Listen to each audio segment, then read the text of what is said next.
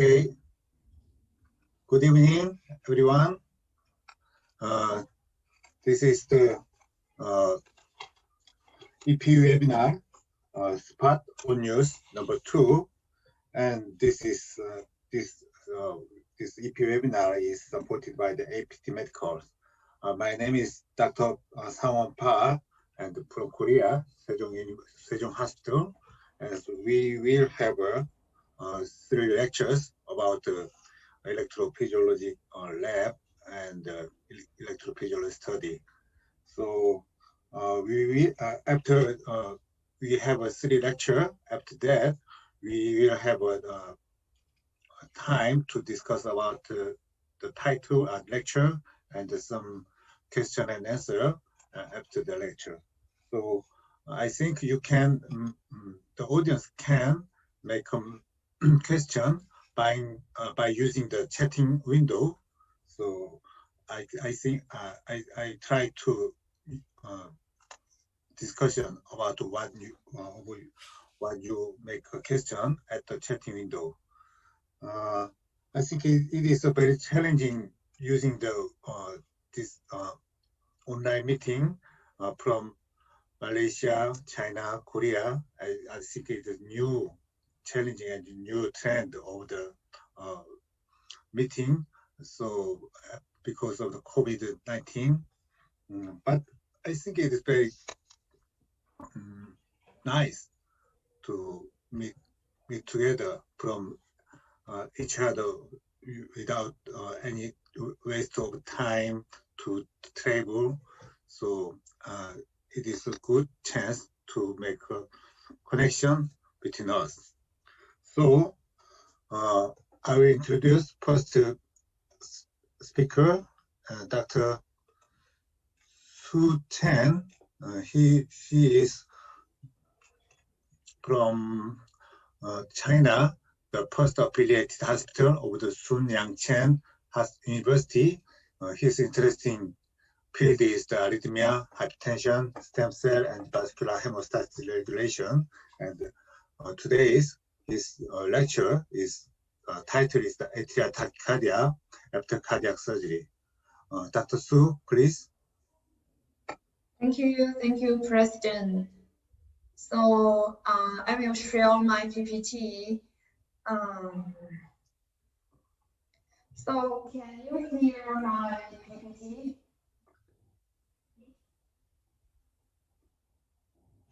Yeah. So everyone, yeah, can you hear my screen? Yes. Yes. Okay. Now, so let's begin.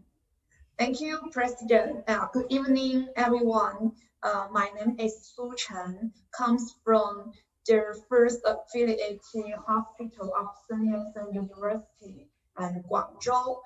And today I will introduce a case of our group. So it's my great honor to have a presentation here. So I will share a case of our group. So I hope I can have a good performance. Now, first, let me introduce the case. And this is a 53-year male. He admitted to our hospital for repeated palpitation for 7 years, abbreviated for 9 days. So he has a previous cardiac surgery 10 years ago. So because of the coarctation of aorta and the rupture of mitral cauding tendon and mitral regurgitation, so he had a surgery. He had a cardiac surgery. So including the extended end-to-end anastomosis after coarctation of aorta, and also the mitral valve replacement. This is his past history. So we read the record of the surgery 10 years ago. So from this record, we can find that there are 2 incisions in the heart, One is the free wall of the right atrium, and another incision is the atrial septal. So we think that this is very useful for us to think that the mechanism of the arrhythmia. So here is the ECG, 12-lead ECG of the patient. We can see that the heart rate is 135 per minute. And from this picture, yeah, it shows that this is an atrial flutter. We can see that the P wave and the P wave in lead 2, 3 AVF is negative. And also, and the V1, this is positive. It may illustrate that which is the atrial flutter. So we can see that another ECG of this patient. From this ECG, we also show that this is an atrial tachycardia. So now let's see the UCG ultrasound. From the ultrasound, the LA is the diameter of the left atrium is 47 millimeter. The left atrium is enlarged, and the left ventricle dilator, the diameter is 48 millimeter, yeah, which is normal. And the function of the mitral valve is normal. We also finished the TEE, so there is no thrombus in the atrium, and so we will. So we decide to have our EP study. Now, the electrophysiology studies were performed after withdrawing antiarrhythmic drugs for more than 5 lives.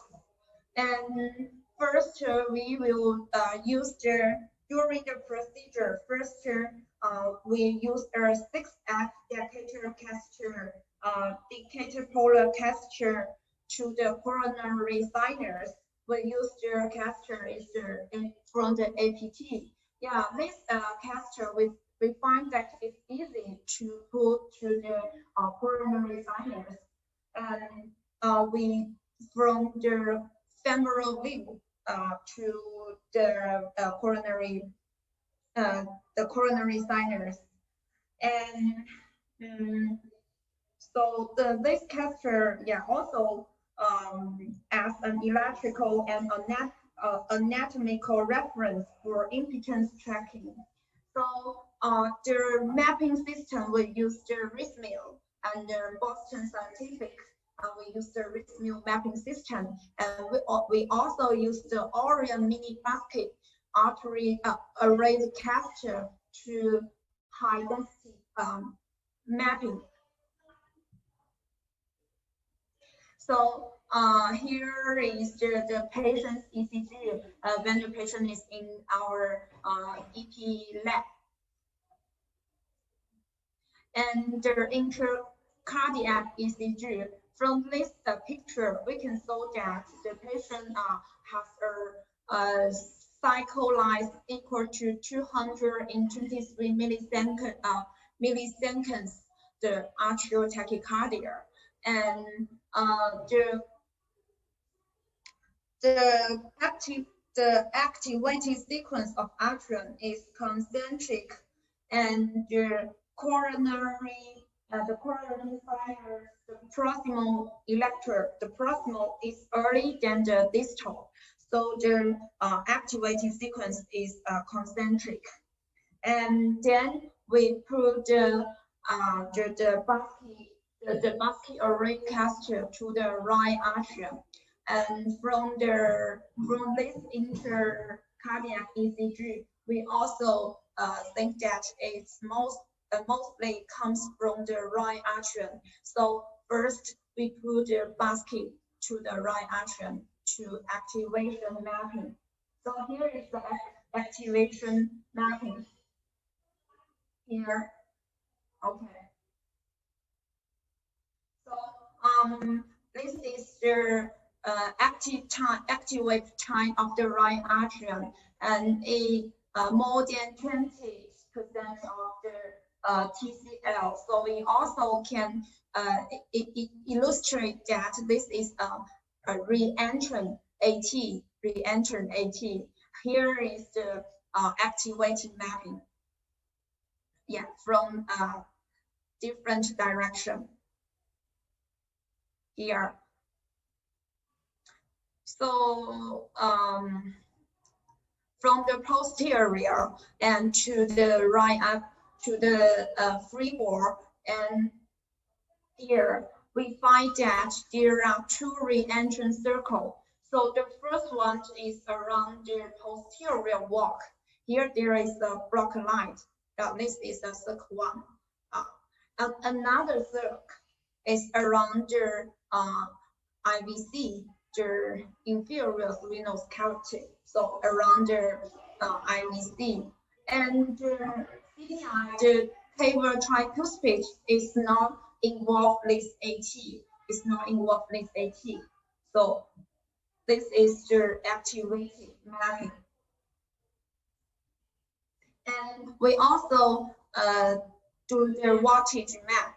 Here we can see that in the post free wall of the atrium, we can look some low potential zone here, equal to the incision. Also the scar. One is the, maybe this is the atrium section here. Also another some scar. Yeah, here. And voltage map. So the rhythmic mapping system, there are two very useful tools. One is the LumiPoint. So what is the LumiPoint? LumiPoint can help us to find double potential. So double potential, and we use this software.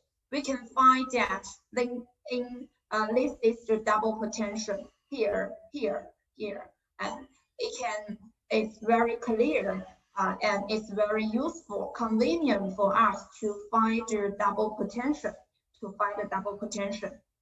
So another useful tool is the skylight.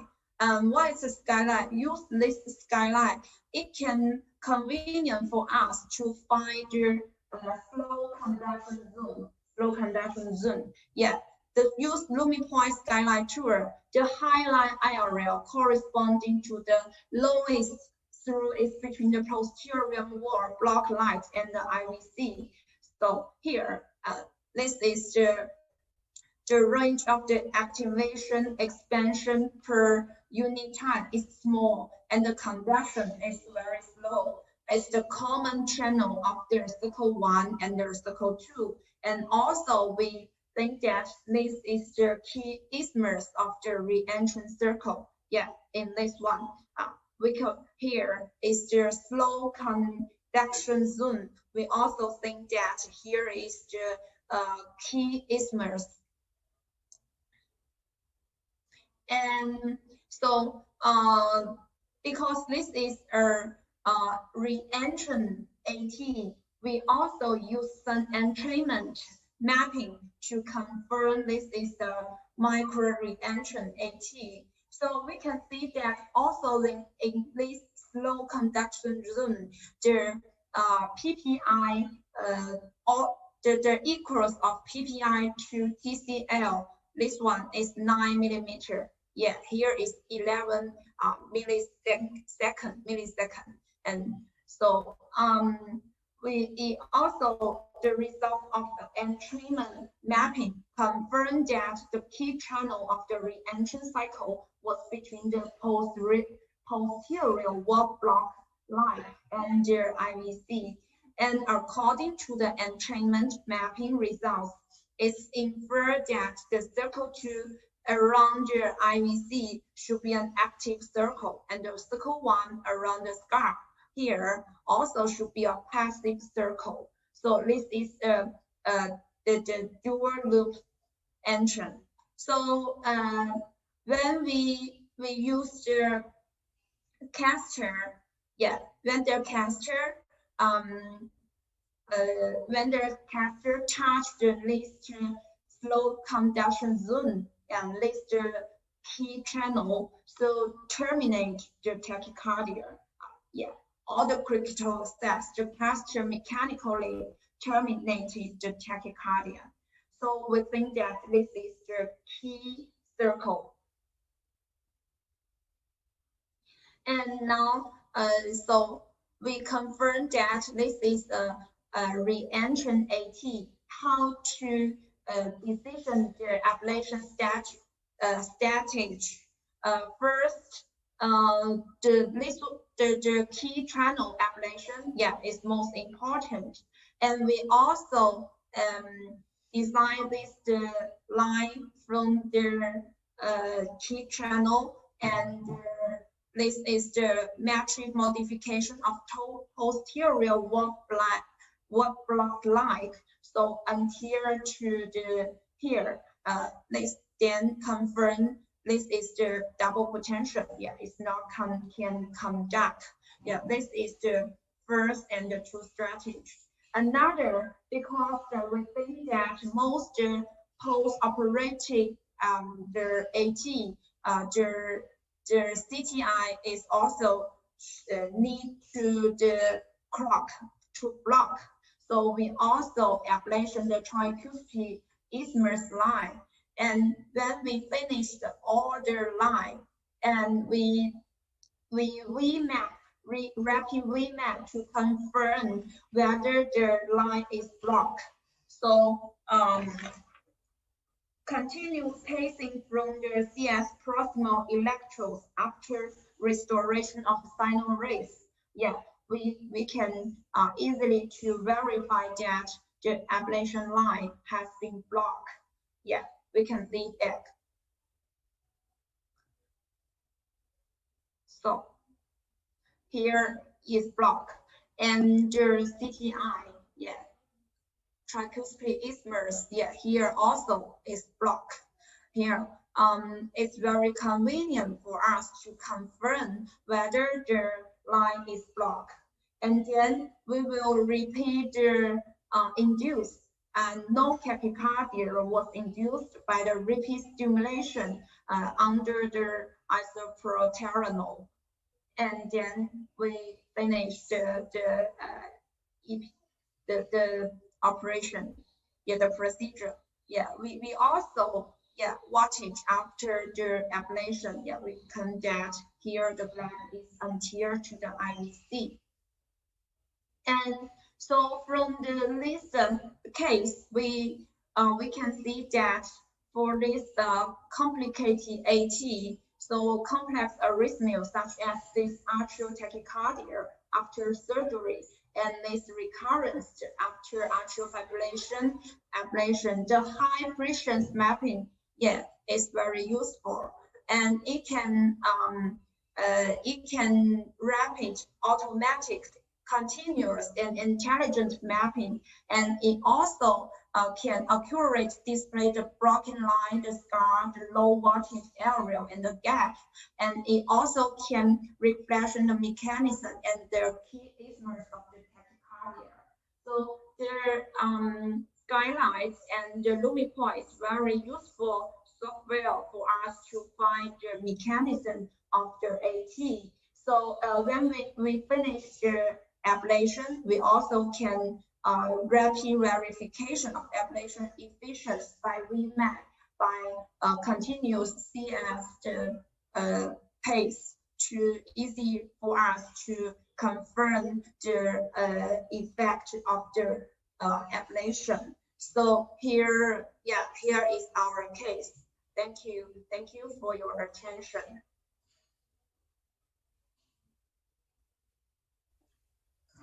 Thank you, Dr. Su, and I think it's very interesting and case, and we have many lessons from your presentation. And so, as I say, first, if there are any question about this from audience, make a message at the chatting window. So we will discuss about that after 3 lectures. Thank you, Dr. Su. And we will have the second lecture from Dr. Chuan from Malaysia. He is Dr. Tuan Jiun Haur is from Penang Adventist Hospital, and he is a consultant cardiologist and electrophysiologist in Penang Adventist Hospital. His lecture is about routine SVT ablation, and please make a lecture, Dr. Chuan.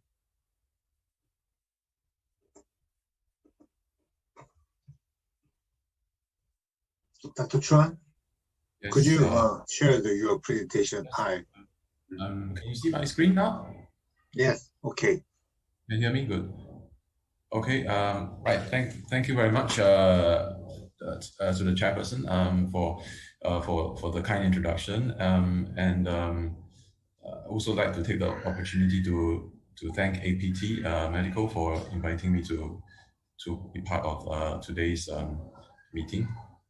So my talk today is going to be on a routine SVT ablation. So I think, as you can see from my title, it is not exactly the case I'm going to present. It's not exactly a routine ablation, and there are some interesting learning points which we will go through shortly. So, and also we've seen a very nice 3D map and presentation of a complex atrial tachyarrhythmia from the earlier presenter, but in this particular talk that I'm going to give, there won't be any color 3D maps, but it will just be pure kind of EP discussion here. So so I'll just carry on. Okay, so my patient is this is a 45-year-old lady. She's been having palpitations intermittently for many years, and her history is very typical. It's quite sudden in onset. It lasts around 30 minutes, and she actually finds quite she can terminate the tachycardia herself, the palpitations herself, with just vagal maneuvers such as taking deep breaths or coughing and so on. So the history is quite suggestive of SVT. And for many years, she didn't manage to capture her episodes because they were quite short attacks. But eventually, we managed to she managed to get herself an ECG during an episode of palpitations, and the ECG actually showed SVT, and which was terminated with IV adenosine. So this was her clinical ECG when she presented. And on first look, I think we can all agree that this looks very much like a routine SVT and very much likely to be an AVNRT, a typical AVNRT case. So you can see in this example, there are some pseudo S waves here, which are in the inferior leads, and which would also, of course, suggest a typical AVNRT kind of substrate. So anyway, we proceeded with an EP ablation, EP study and ablation. And the procedure was done under local anesthesia with no sedation given. I don't typically give sedation unless the patient is very uncomfortable, especially if it's an SVT case. I don't tend to go for sedation rate straight away. So at the start of the EP study, retrograde pacing, there was VA block at 600 milliseconds at baseline. And the antegrade curve did show evidence of dual AV node physiology with an AH jump and occasional slow-fast echo, but it was very infrequent, and it was not always. It was very hard to reproduce it as well. So we had some suggestion of dual AV node physiology, but not consistently reproducible. And after an hour and a half of repeated induction protocols with IV isoprenaline and atropine and so on, I was not able to induce any SVT.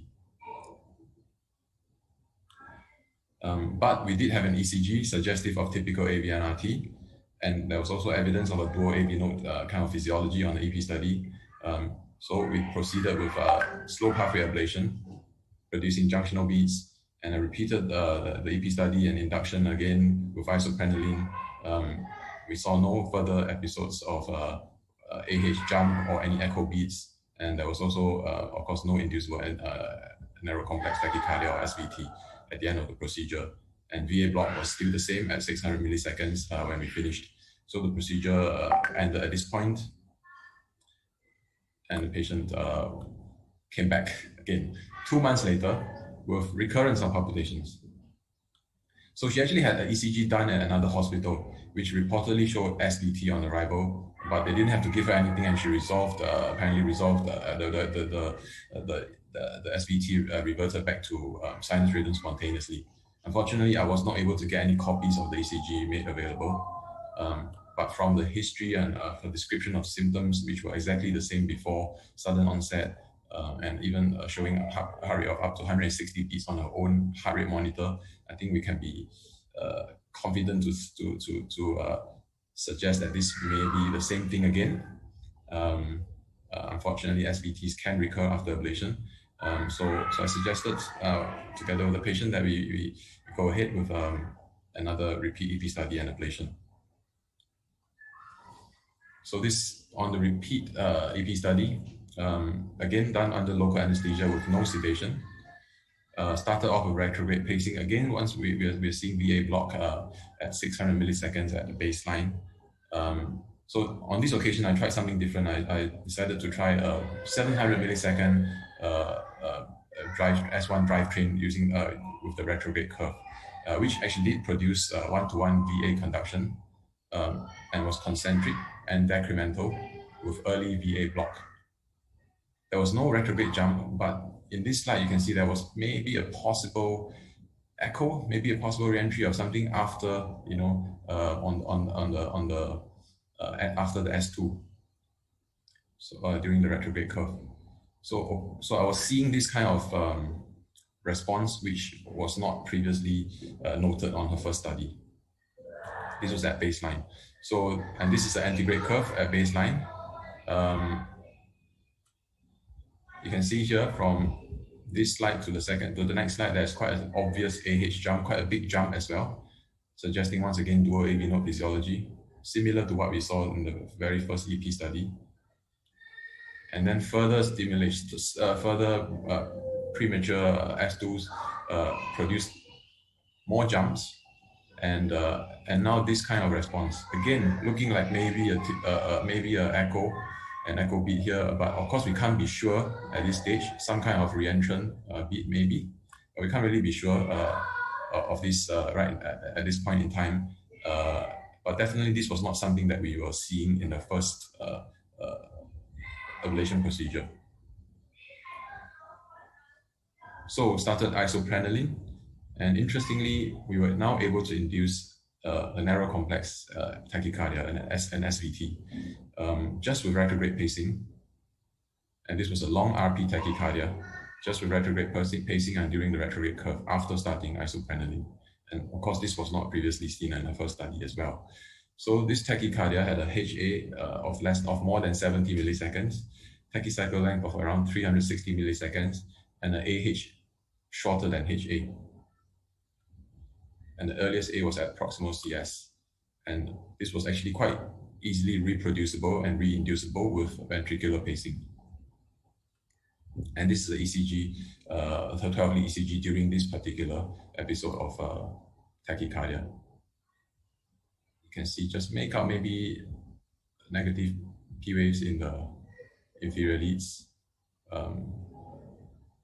which is quite different from her clinical ECG when she presented first time. So proceeded with ventricular entrainment at 340 milliseconds, which produced a VAV response. PPI minus tachycycle length was more than 115 milliseconds. SA-VA difference was more than 85 milliseconds, and there was no reset with his sync PVC. So at this point, this was not looking like atrial tachycardia, and was also unlikely to be autodromic reentrant tachycardia through a septal pathway. And the findings were more consistent with atypical fast slow AV nRT. And then, interestingly, when I was mapping the slow pathway, when I was mapping the right atrium and slow pathway, I triggered off some atrial ectopics, and and this tachycardia started, which is, of course, a different tachycardia from the long RP one that we saw earlier, and is more likely to be a typical AVNRT tachycardia. This actually terminated spontaneously, so I wasn't able to do too much pacing maneuvers to it. But I think just looking at this with a HA of less than 70 milliseconds and knowing that the patient has previously presented this way, I think we can be quite certain that this is a typical AVNRT. And this is the 12-lead ECG during the episode of tachycardia. And you can see now the pseudo S waves again. So this is more like her clinical tachycardia when she first presented. So now we have a diagnosis of both atypical and typical AVNRT in the same patient. And once again, I proceeded with flow pathway ablation, once again producing junctional beats. And of course, this time we had a much clearer endpoint now. I was not able to induce any SVT or NCT after that. There was no more AH jumps and couldn't see any more echoes or antigradally or retrogradely either. And she has been so far well on review at 3 months. So in summary, we have quite a not so routine SVT ablation where we have a patient that didn't have an inducible SVT despite using isoprylene, and atropine and so on. And also, of course, during the first ablation procedure, we didn't have a clear ablation endpoint because the dual AV node physiology was not very consistently obvious or reproducible at that point during the first procedure. And of course, she then had recurrence of SVT. And although her clinical ECG suggests, her very first ECG was suggestive of typical AVNRT, her second procedure actually predominantly induced atypical AVNRT. So from this one study, I think there are quite a few interesting discussion or learning points that I'd like to share with everybody. So of course, there was the challenge of a non-inducible arrhythmia and a soft endpoint. But we know that from studies and from published literature that empirical slow pathway ablation is an acceptable approach if other findings support possible AVNRT, and also of course in the presence of the dual AV node physiology during the EP study itself. And what are the acceptable endpoints for AVNRT ablation? I think we are also familiar with that. Of course, we can go for modification of slow pathway with residual AH jump or even a single echo, or we can go for elimination of slow pathway where we totally have no AH jump. But based on studies that from other authors and also a recent review article, there isn't really any reliable predictor of success apart from non-inducibility of AVNRT with isoprylene challenge after ablation. So this would really be the only hard or the only way to kind of reassure us that we've done enough, because even proving elimination of slow pathway and modification of slow pathway sometimes may not be enough. And of course, in this particular instance, the patient had both typical and atypical AVNRT. And this is something that has been observed, but it's not a common occurrence. And in a case series of about 1,300 patients, only 1.8% of patients demonstrated this kind of behavior. And of course, that also raises the question of presence of multiple pathways, which is thought to also increase the chance of atypical or multiple forms of AVNRT, which would make sense. And then there's also the question, did the initial ablation procedure actually cause atypical AVNRT to occur? So there have been studies into this, and in the early ablation literature, that authors, some researchers did observe this occurrence of conversion of typical AVNRT to atypical AVNRT after slow pathway ablation, apparently more frequently seen in children. And mechanism is not always clear, but of course we could speculate that modification of the slow pathway could maybe convert a slow fast reentry or facilitate that a reversal into a fast slow reentry instead. And of course there are maybe other mechanisms at play here, and we have to maybe consider the possibility of multiple pathways or different AV nodal extensions that could explain this. For example, in this diagram here I've taken from Fujiki and colleagues here, they've proposed a possible mechanism by which ablation of typical AVNRT by ablating the slow pathway could then lead to atypical AVNRT by allowing re-entry, in this case, up a different slow pathway.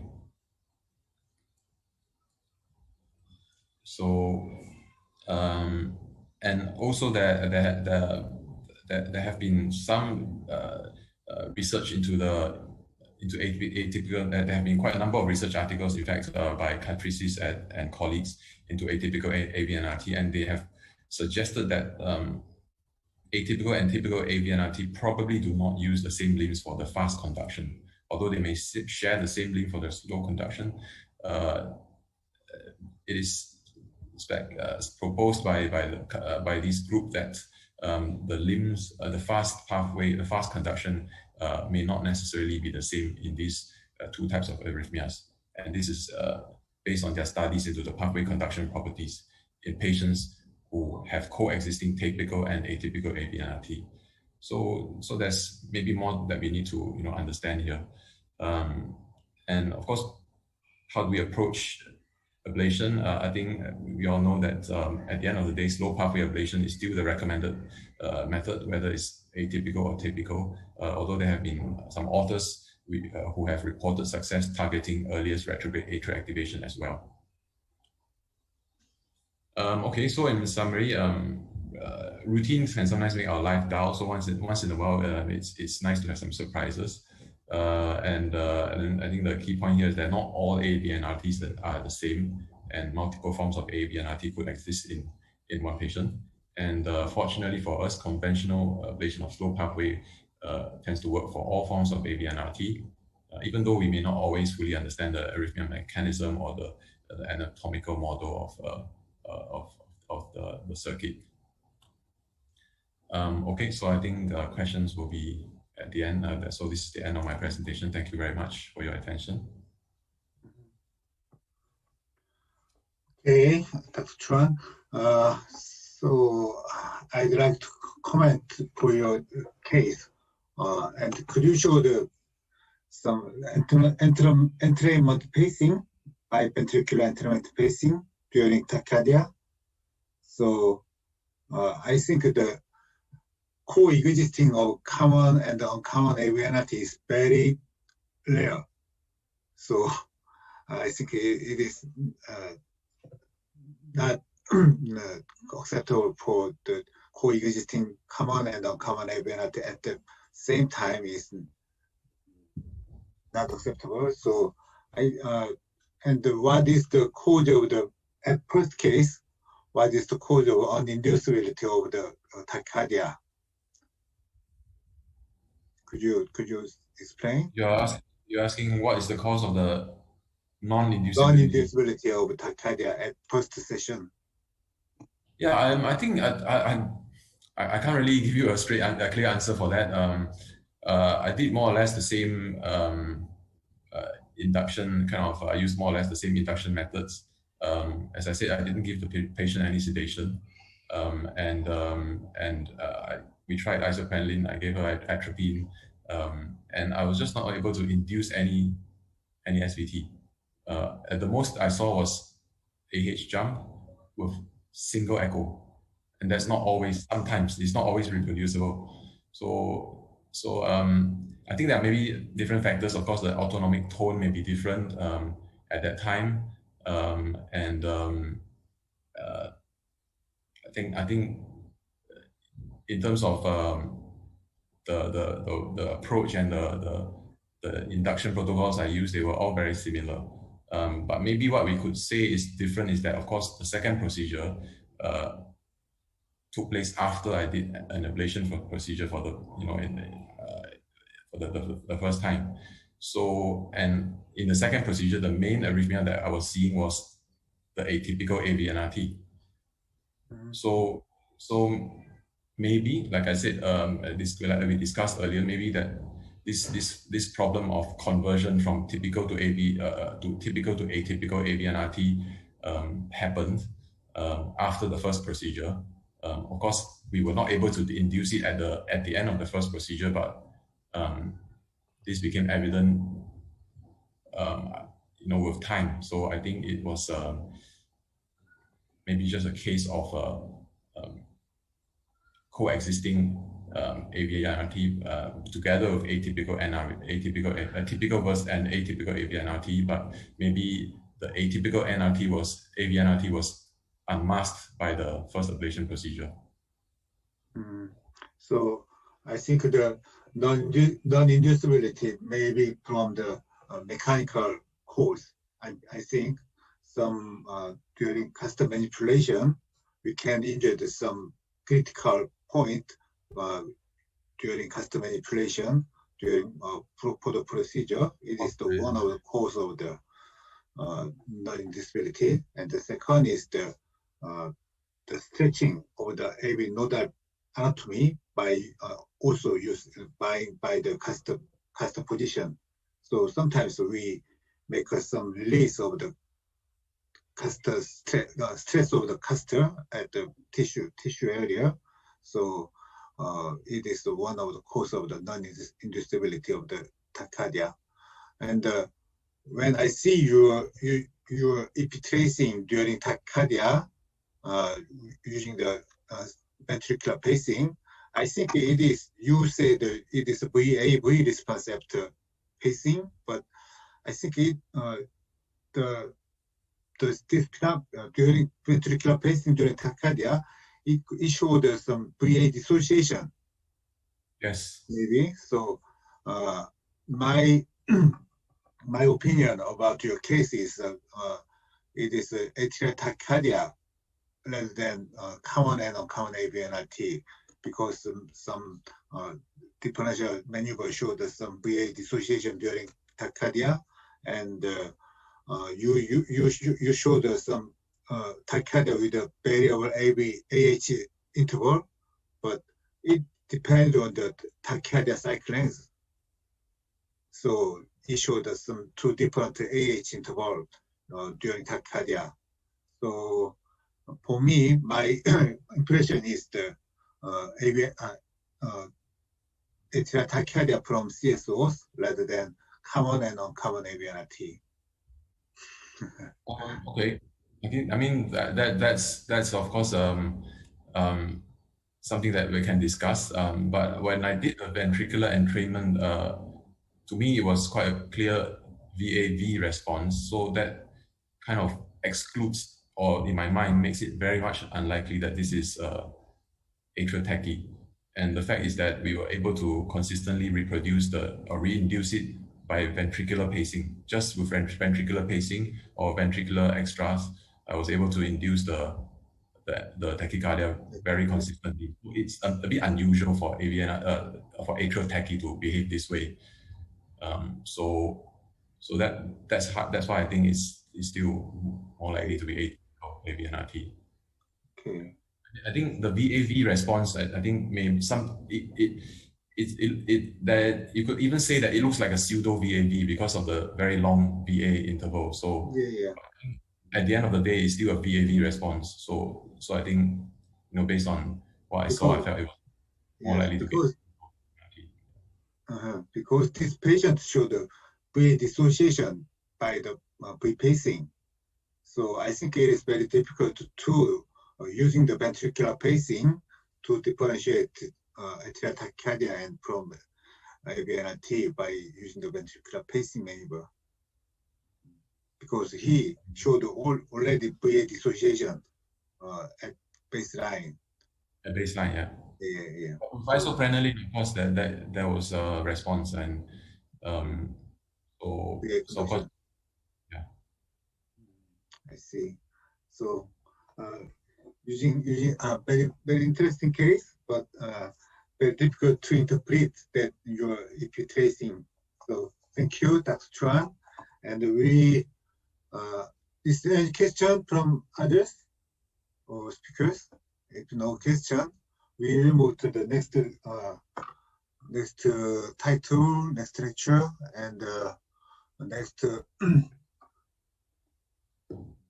speaker is the Dr. Wang Yuxi, and he's from Jiun Hospital, China, and his title is the Myodystrohy associated atrial cardiomyopathy.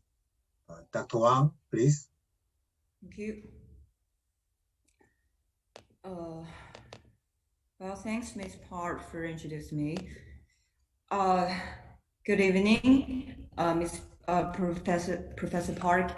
I'm Dr. Wang Yuxi from China, Department of Cardiology of Zhejiang Hospital. Today, I'm going to share a case about muscular dystrophy associated atrial cardiomyopathy. So here is my case. So the chief complaint of the patient is recurrent palpitation for more than 1 year.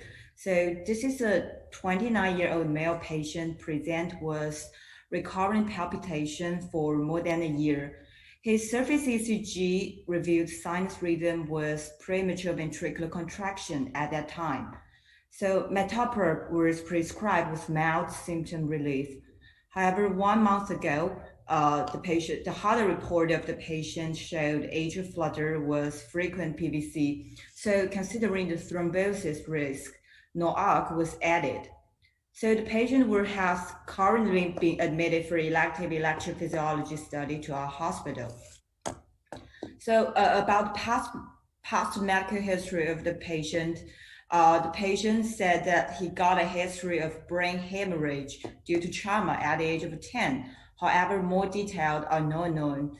The family history, the grandfather of the patient received a dual-chamber pacemaker implantation due to six sinus syndrome at his 50s.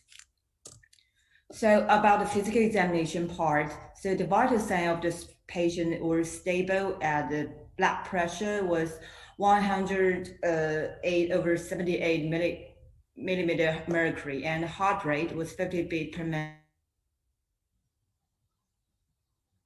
minute, but irregular. The heart examination showed the patient has irregular heartbeat, as well as to normal. The gait of the patient was quite unique and very special. So we paid some attention to neurologic examination. So the patient is oriented to present place and time, and his cranial nerve tends to be normal, gross sensory and motor function normal, cerebral function normal, deep tendon reflexes normal. However, the gait of the patient was worth noting was a sign of toe walking. So I here have to show a video about toe walking. So actually, toe walking is a pattern of walking in which a child walks on his balls or of his feet, but with no contact between the heels and ground. Actually, this is normal this is a normal phenomenon in children. However, in the patient is about 29 years old, so this is quite normal for an adult person to have this gait. So and this back to his ECG. So the surface ECG showed a typical atrial flutter, and we can see the V1. We could see some flatter wave on the V1 lead, but the ECG pattern revealed not to be some what we know typical atrial flutter like those tricuspid isthmus dependent atrial flutter, and the inferior lead, they are quite flattened. So the echocardiograph of the patient revealed slightly enlargement of the right atrium was slightly enlargement was actually normal size of left atrium, and slightly enlargement of left ventricle with a normal left ventricle ejection fraction about 62%. The chest rate of the patient showed also a slightly enlargement of the right atrium. The lab assessment was actually worth noting because the creatine kinase of this patient was actually slightly high than the normal range, about 723 IU per liter. However, CKMB tend to be normal, TNT slightly higher than the normal range, and AFP, a tumor marker very specific for hepatitis carcinoma, that is slightly higher than the normal range. However, we perform CT and ultrasound of the liver but actually the results tend to be normal. No carcinoma was detected. Anti-pro-BNP was also higher than the normal range, considering he is a young adult. This is actually higher, which shows that maybe some stress of the ventricle of this patient. So here comes the diagnosis of this patient. We suspect the patient is actually suffering from atrial cardiomyopathy, and second, he's suffering from atrial flutter. And we cast doubt on the diagnosis of muscular dystrophy. So here is our plan of the patient. I want to do cardiomagnetic resonances, EMG, genetic testing, and also electrophysiology study and radiofrequency catheter ablation.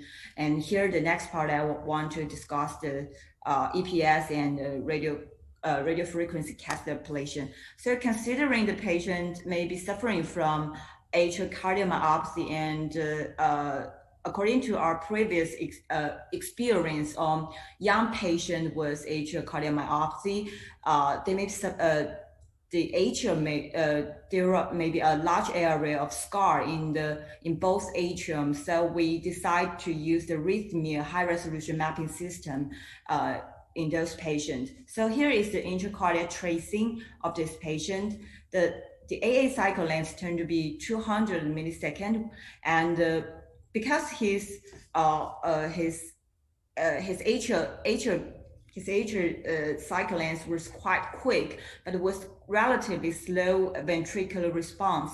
So we cast doubt on whether the patient is suffering from complete heart block. So we put the basket near the bundle of his, and the HV interval reviewed to be 68 millisecond, and obviously the patient is not suffering from atrioventricular block.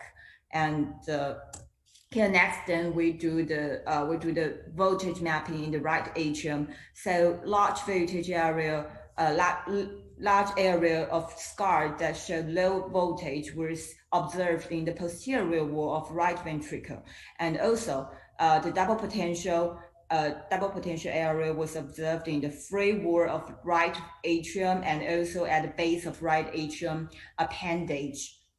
So we could see the double potential in the free wall of right atrium. And we also do the activation mapping in the right atrium because we want to know how the activation sequence, how the activation pattern was of this atrial flutter. And we also could see the block line was observed in the free wall of right atrium. That is also coincident with the double potential area. So we perform our ablation here in the free wall of the right atrium. So after the right atrium was ablated, so the AA cycle length lengthened from 200 milliseconds to 257 to about 257 milliseconds. So actually, it turns out the ablation was quite effective. Also, we want to see if the left atrium plays a role in this atrial flutter. So we do the transeptal puncture to do some activation mapping of the left atrium. However, the results turned to be that the left atrium was passively activated. So the atrial flutter was actually about within the right atrium. So, however, because this was not quite successful because it takes a long time, and there's quite a large area of scar in the right atrium. the procedure turned to be very hard. So we perform 200 Joule direct cardioversion, and we convert the patient into the sinus rhythm, and the ECG of the sinus rhythm ECG of the patient was quite interesting, because we could see two waves this is late 2, we could see two waves, that is one from the right atrium and one from the left atrium. So this ECG turns out to be that the right atrium of the patient has a large area of scar, and the electricity actually travels quite slow in between the right atrium and left atrium. So we could see two P waves here. So that also confirm our diagnosis of atrial cardiomyopathy of this patient. And also the ventricular rate of the patient was quite slow, and then we insert a temporary pacemaker in this patient. And after the electrophysiology procedure, the genetic testing of this patient came out to our report. It turns out the patient is suffering from an LMAN gene mutation, and we do some literature review. Turns out to be the patient may be suffering from a disease called Emery-Dreifuss muscular dystrophy. It's a rare X-linked or AD or AR disorder that is characterized by a triad of the first thing is early onset contractile of the elbow, ankle, and cervical spine. And then the humeral pulmonary muscle wasting and weakness. And that may explain why the patient has a gait of toe walking. And second, the most important about this neurologic disease is the cardiac involvement. For example, conduction system disease, and most often heart block, and also arrhythmia. So gene involved in EDMD include EMD, LMAN, SIN1, SIN2, and FL1. And also we do some literature review about about this disease, and it turns out this is an article published in Heart Rhythm. So this is also a patient suffering from Emery-Dreifuss muscular dystrophy. So turns out the right atrium of the patient, there was a large area of scar of this patient. And however, the patient different from our patient. This patient in this case, he's suffering from some typical atrial flutter. So so the ablation was done successfully in this patient because he's suffering from some simple typical atrial flutter. So follow-up about patients, we do elective permanent pacemaker implantation for this patient, and also EMG and muscle biopsy was required for the patient, and we will do those examination in the follow-up period. So take-home message about this patient, the first thing I want to emphasize is atrial cardiomyopathy should always be considered in young atrial fibrillation and atrial flutter patient. And the second thing is systemic disease should never be neglected in evaluation of atrial cardiomyopathy. So that is the end of my case. Thank you, everyone.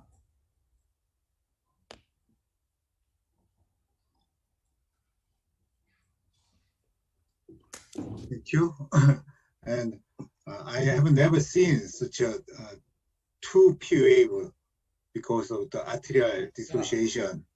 So very interesting case of what you present. And as I know, the EDMD is a very poor prognosis of the muscular dystrophy, and they show the atrial cardiomyopathy also for some case still, and your presentation is very interesting. So as you see by the arrhythmia mapping, many of the atrium is already scar. So around the scar area, around the sinus SA node area, so I think the sinus node activity is also decreased for this patient, and the atrial conduction delay or conduction dissociation of the left atrium, right atrium, and the left atrium. So for those patients, when you implant pacemaker, permanent pacemaker, you should consider about the left atrial pacing also. I mean, as CRT means the biventricular pacing, this patient saw atrial dissociation, so you should consider about the left atrial pacing and the right atrial pacing together. You mean CRT? Like CRT.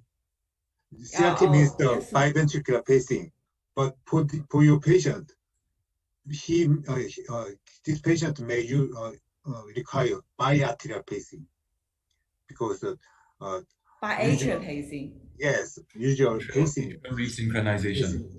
Pacing only RA pacing. So he also by pacing he also showed a biatrial dissociation, atrial conduction delay. So there is some problem, hemodynamic problem over there by using only RA pacing. So this patient may require biatrial pacing.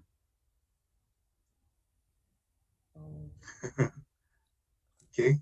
Yeah, I know. Yes. So I will also do some literature review. Thanks. That's a very good advice. Thanks, Dr. Park. I have a question for Dr. Wang. So what you mentioned doing MRI scans for the patient. So what were the MRI findings? For this particular patient, did you have any of this information before your ablation attempt?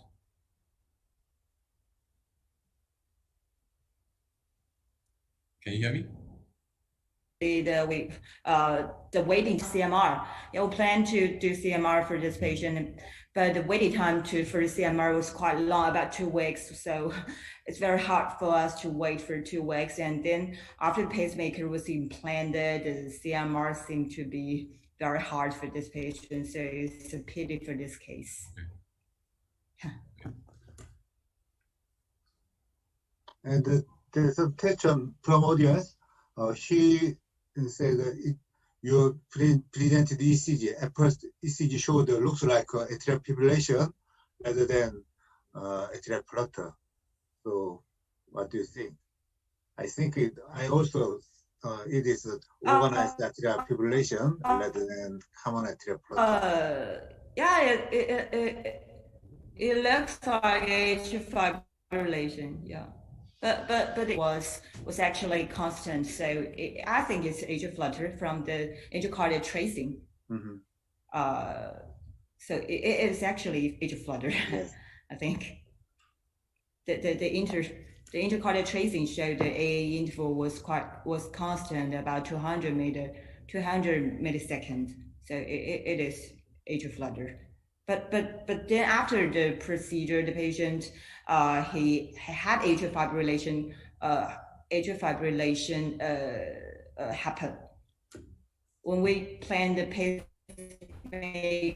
The patient is actually suffering from atrial fibrillation, vulnerable to develop atrial fibrillation too. Yeah. See. And is there any question or comment about the Dr. Su case? I think it is better to discuss about Dr. Su's case. Dr. Su, can you show? Okay.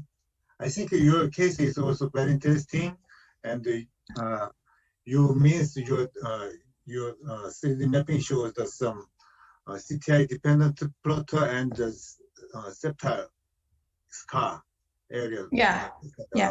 Scar. So I think the most common cause of the post-OP atrial tachycardia is CTI dependent common atrial flutter rather than septal or incisional tachycardia. Mm-hmm. So I think your presentation may be the CTI dependent common atrial flutter. So also the surface ECG show very typical, looks like very typical atrial flutter. The first ECG, 12-lead ECG shows that it may be a typical Yeah, it's a typical flutter. But when we active, but another ECG is not a typical flutter. So when we activating mapping in the EP study, we found that it's not a typical flutter. Yeah, it's just a micro entrant AT. So two dual loop one.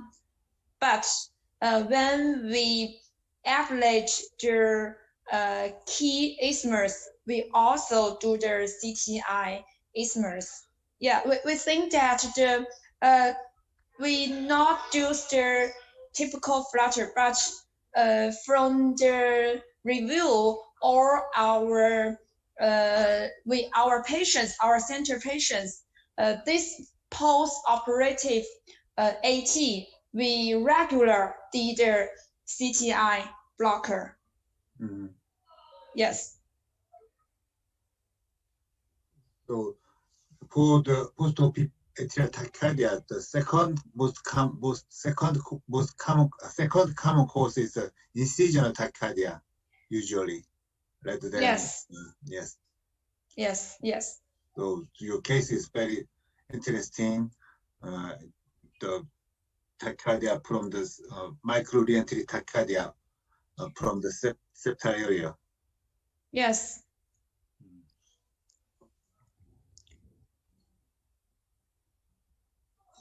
Any other question about Dr. Su's case?